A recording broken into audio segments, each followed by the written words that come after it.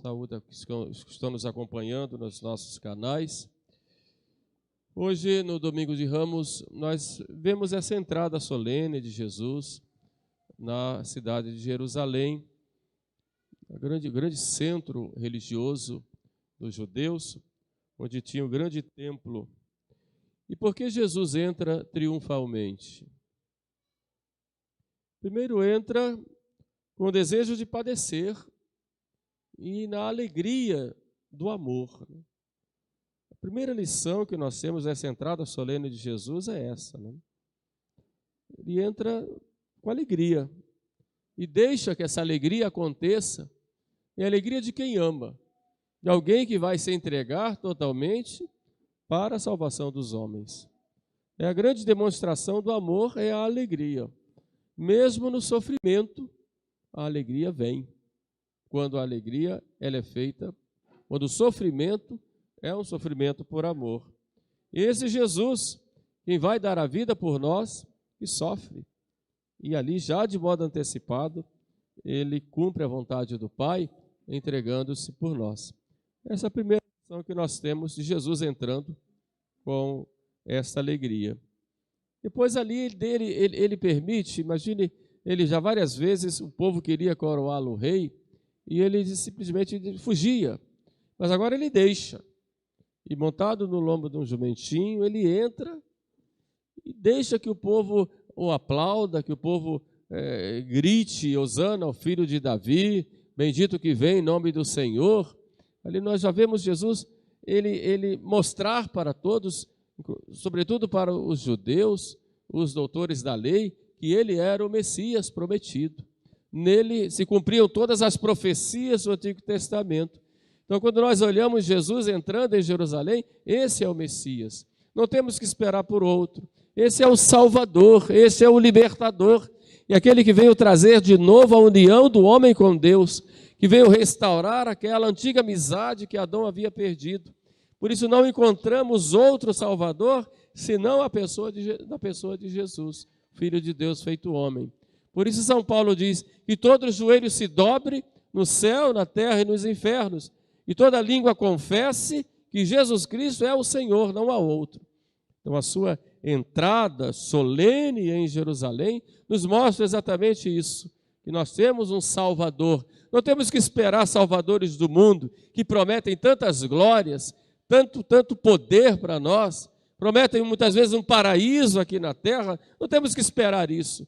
Nossa força, nossa alegria, nossa proteção, nossa salvação está no nome de uma pessoa, em Jesus Cristo, Filho de Deus feito homem. Não há outro. Nenhum outro nome foi dado que possa trazer a salvação, senão o nome de Jesus. E essa glória que o povo grita lá, de modo superficial, é claro, vamos ver isso daqui a pouquinho, mas grita, e Jesus aceita aqueles gritos de glória, de honra. Ele que fugia de toda a honra do mundo, muitas vezes fazia milagres e dizia, não conte para ninguém, mas agora ele diz, aceita. Ele aceita aquela glória, aceita aquele louvor, porque ele é realmente o Messias prometido. Mas é um rei. Vai ali, não vai montado em cavalos folgazes, folgazões, né? como os grandes reis, nos seus camelos, com o seu séquito, cheio de ouro, cheio de prata, de pedras preciosas, de riquezas. Não, ele vai simples. É um rei manso. E nos ensina isto. É um rei que não impõe. É um rei que não obriga, é um rei que não escraviza, é um rei que, com a força do amor e da verdade, ele conquista os corações. É um rei manso que não nos força a nada. Ele quer o nosso coração e a nossa vida de modo simples, de modo aberto, e é um rei humilde. E com a sua humildade, São Paulo nos diz na epístola de hoje, né? Humilhou-se até o extremo. Sendo Deus, se fez homem, e sendo homem, tomou a forma de servo e obediente. Obediente até a morte e morte de cruz. E quando São Paulo diz que nós devemos ter os mesmos sentimentos que teve Jesus Cristo, nós temos que aprender dele isto. A mansidão, a ira não alcança nada. A ira provoca a ira.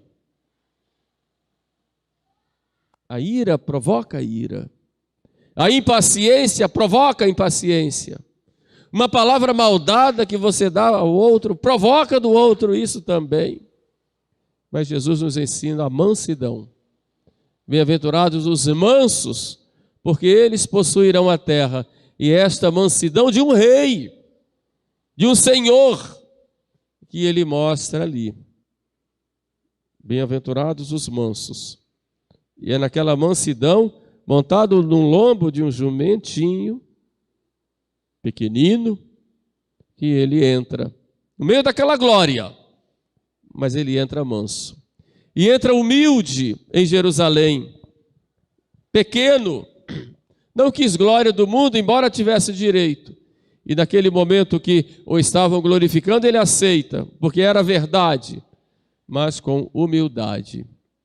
Poderia entrar nos braços do povo, poderia subir e gritar a todos: venham, eu vou salvar vocês, vou libertar vocês desses romanos que estão aí, desses falsários que são esses sacerdotes e esses doutores da lei, que são hipócritas. Venham, não confiem neles. Venham. Não, ele entra humilde. Embora já tivesse chamado a atenção, e com relação aos doutores da lei, ele diz que sentaram na cátedra de Moisés, fazei o que eles dizem, mas não fazei o que eles fazem. Mas com humildade, Jesus ensina isso. E obediente. Obediente. Estava ali e iria sofrer, iria se entregar, né? Como um cordeiro, ele vai ali montado naquele jumento. Interessante que naquela semana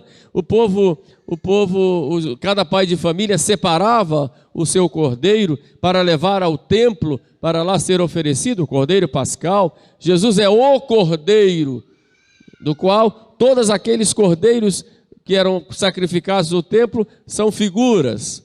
Jesus é o cordeiro, e ali é o Pai do céu, que está vendo o seu filho como um cordeiro que entra montado no lombo do jumento. Cordeiro de Deus que tira o pecado do mundo. Mas ele vai, e vai ali por obediência, obediência ao Pai, obediência na entrega, obediência na dor, obediência no sofrimento e obediência até na própria morte. Entrega-se totalmente por amor ao Pai. A minha vontade é fazer a vontade do Pai que me enviou. Lá no Horto das Oliveiras ele vai dizer: Pai, se é do teu agrado, que afaste de mim este cálice sem que eu beba. Não era evidentemente o cálice da cruz, mas era o cálice da angústia pela revolta, pelos pecados dos homens. Mas, Pai, não se faça a minha vontade, e sim a vossa vontade. Quantas vezes na vida nós passamos por momentos difíceis, de grande sofrimento, de grande incompreensão, de grandes perseguições. E o que é que nós dizemos? O que é que nós dizemos para Deus? Dizemos como Jesus: seja feita a tua vontade? Ou gritamos: ó Deus, não está me vendo aqui? Ó Deus, o que foi que eu fiz? O Senhor não olha para mim, eu só faço coisas boas. Nunca matei, nunca roubei, ajudei a todo mundo, eu estou sofrendo. Vejam a diferença daquele que é orgulhoso, que se acha merecedor de grandes glórias, e daquele que é humilde. Meu Pai, que se faça a tua vontade e não a minha. E é este humilde cordeiro que se entrega à vontade do Pai, que ali entra naquele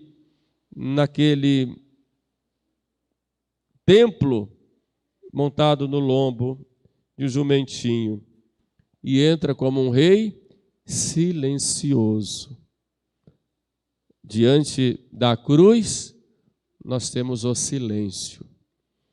Na missa, na forma tradicional, como nós temos aqui, né, graças a Deus, durante o cânon da missa, logo depois dos santos, né, todos ficam em silêncio. Né?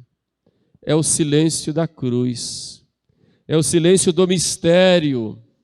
É como se a cortina do silêncio se fechasse sobre o altar e todos ajoelhados, meditando na paixão de Cristo que se realiza no altar, o Calvário que se torna presente no altar, porque Jesus é esse Rei do silêncio.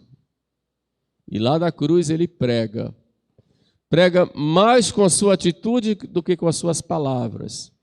É a grande cátedra onde Jesus, mestre, nos ensina a amar, nos ensina a perdoar, nos ensina a cuidarmos uns dos outros, nos ensina a amar a sua mãe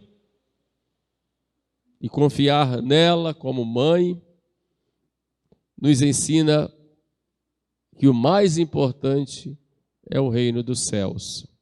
Está ali, mas está também se oferecendo em sacrifício por nós.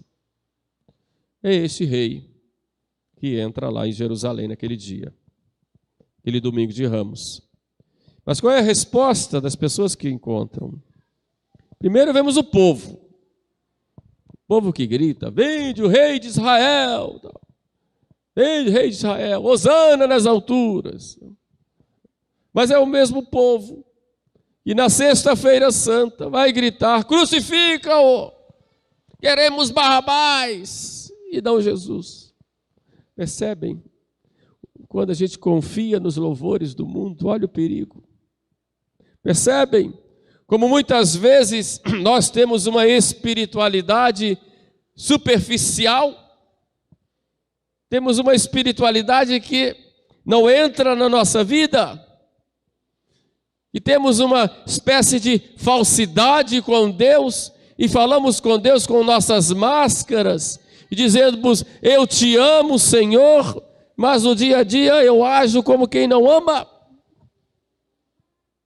Que eu, diante de Deus, diante na missa, na hora da comunhão, eu falo tanto com Deus, e quando chega o momento que eu tenho que escolher entre Deus e o mundo, entre Deus e o pecado, entre Deus e uma pessoa, eu termino escolhendo ficar longe de Deus e aceito aquilo que o mundo me propõe.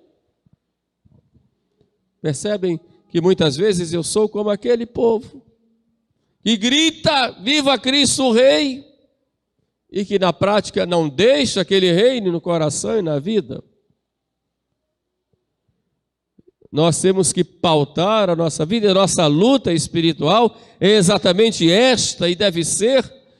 São Paulo fala: não vos conformeis com este século, com este mundo, não vos conformeis. E quantas vezes nós nos conformamos e queremos uma vida mais pautada no materialismo ou no prazer aqui da terra? E nossa vida deve ser o Evangelho. E a Semana Santa nos chama atenção para isso, né? Buscarmos realmente viver esta união com Cristo. Senão, escolheremos Barrabás.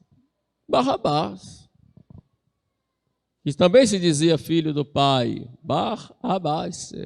Esse é o nome, filho do Pai. Abba, Pai, Bar, filho. Filho do Pai. Falso. E o mundo nos apresenta isto. Tanta falsidade, né? Então temos que ter esse cuidado. Senão nós nos enganamos. E somos como aquele povo que grita glória, grita aleluia, mas depois grita crucifica-o. E quantas vezes somos desafiados no dia a dia, quando temos que escolher entre Deus e Barrabás no dia a dia, terminamos escolhendo fazer as coisas do nosso jeito. E queremos uma igreja liberal, que aceita tudo, de que nada mais é pecado, que tudo pode fazer, que Deus é muito bonzinho, que pode fazer à vontade, desde que você tenha fé. É uma igreja liberal, protestante. Basta crer que Jesus já te salvou. Não, não é isso que Jesus quer de nós. Basta fazer, pode fazer tudo. E hoje em dia se quer uma igreja liberal. Nada mais é pecado. Os casais podem fazer o que quiserem, os namorados fazer o que quiserem, né? Os padres o que quiserem. Muitas vezes deixando de cuidar do espiritual e cuidando do material, e só material, um discurso todo materialista. Ontem, essa semana, o teólogo, o pregador da Casa Pontifícia foi muito duro nessas palavras, chamando a atenção dos padres. Os padres têm que cuidar da vida espiritual do povo, mas ficam tão preocupados com as coisas materiais que se esquecem de rezar, de estudar. Nós precisamos rezar muito pelos sacerdotes, mas aqui não falo só dos sacerdotes, falo de cada um de nós. É claro que vocês têm as preocupações do dia a dia, vocês têm que trabalhar, têm que cuidar dos filhos, cuidar da casa, e conseguir dinheiro para poder manter, pagar as contas e tudo mais, é necessário, mas não é o fim último. Isso tudo fica aí. Tem que procurar estudar, rezar, procurar fazer leitura espiritual, ter um programa de vida espiritual, procurar combater os seus vícios, seus pecados, procurar ser santo. Isso é só para padre e freira, não é para todo mundo. Senão vamos viver esse catolicismo superficial do nosso povo, que canta aleluia, diz glória a Deus, mas o evangelho não entra no dia a dia. Então temos que ter esse cuidado. Foi exatamente o que aquele povo fez. Crucifica-o. Crucifica-o. O Papa Bento XVI, quando veio ao Brasil, ele fez um discurso aos bispos e disse que existe uma espécie de esquizofrenia espiritual no povo. E muitas vezes, né, procura, ele falava evidentemente dos católicos, que quando vão votar, escolhem candidatos que são contra a própria doutrina, contra a própria igreja. Então, o Papa Bento dizia que era uma espécie de suicídio espiritual que o povo cometia. Era como o povo lá de Israel, né? Como aquele povo superficial, né? Escolhe Barrabás. Então precisamos ter muito cuidado e ter responsabilidade, né, diante da nossa fé, porque senão nós vamos ser massacrados na nossa fé. Pode chegar o tempo de nós não termos o direito sequer de fazer uma procissão, muitas vezes em nome de alguma coisa, né? Nem que seja em nome da ciência, mas pode acontecer isso, como já aconteceu. Aconteceu. Temos que ter cuidado, né, de buscarmos viver a nossa fé, né, com firmeza, senão nós somos como aquele povo que escolhe Barrabás. Por outro lado, vemos lá os fariseus, as seitas dos fariseus, também os saduceus estavam lá, os doutores da lei, os sacerdotes, que estavam cheios de inveja e de orgulho, né? Eram os orgulhosos e os invejosos, que não queriam ver Jesus daquele jeito. Realmente o orgulho e a inveja impedem que Jesus entre na alma. Eu sei de tudo, né? Eu conheço toda a doutrina. É a inveja e orgulho, né? É uma espécie de vaidade espiritual.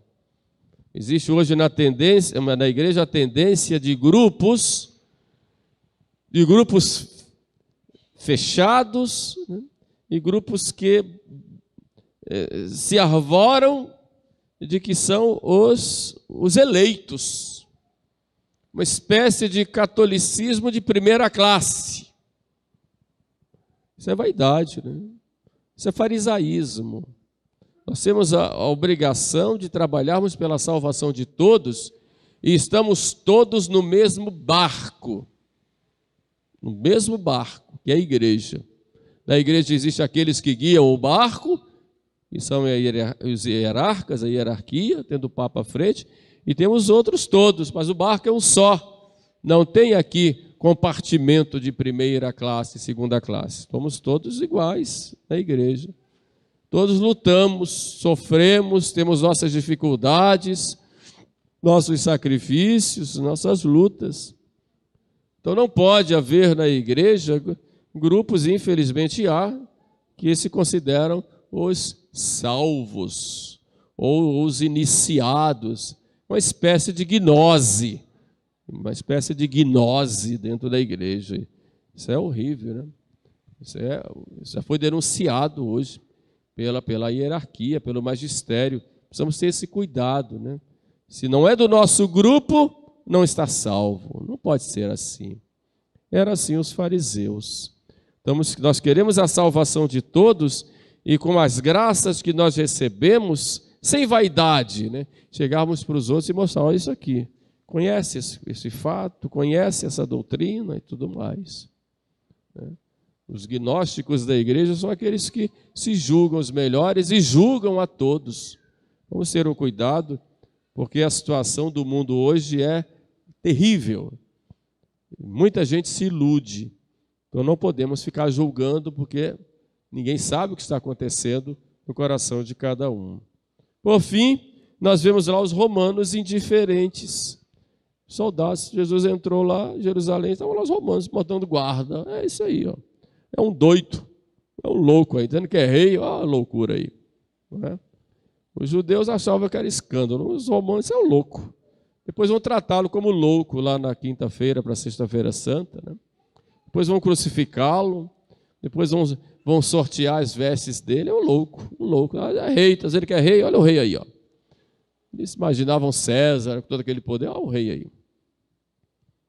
É. Nós às vezes somos tratados assim também, pelos grandes deste mundo, né? Como tratam Jesus. Temos que ter esse cuidado também de nós não tratarmos Jesus como um louco, né? Loucura, né, de Jesus. E aqueles que querem seguir Jesus também como loucos. Portanto, é com o espírito de fé, de profundo amor a nosso Senhor, profundo compromisso com Ele, que nós devemos abraçar Jesus e abraçar a sua cruz, buscando a santidade de vida, buscando aproveitar que, com esse sangue, que ele nos lave, nos liberte, nos transforme, para que assim possamos ser salvos. O que Cristo veio trazer foi a salvação. E é isso que nós buscamos. Senhor, salvai-me, salvai-me, Jesus. E que peçamos depois a Nossa Senhora, nossa mãe, que nos traga o seu Filho Jesus e acolhidos nos braços maternos dela, ela nos leve para a cruz, mas também nos leve para a glória, para a ressurreição e para o céu. Louvado seja nosso Senhor Jesus Cristo.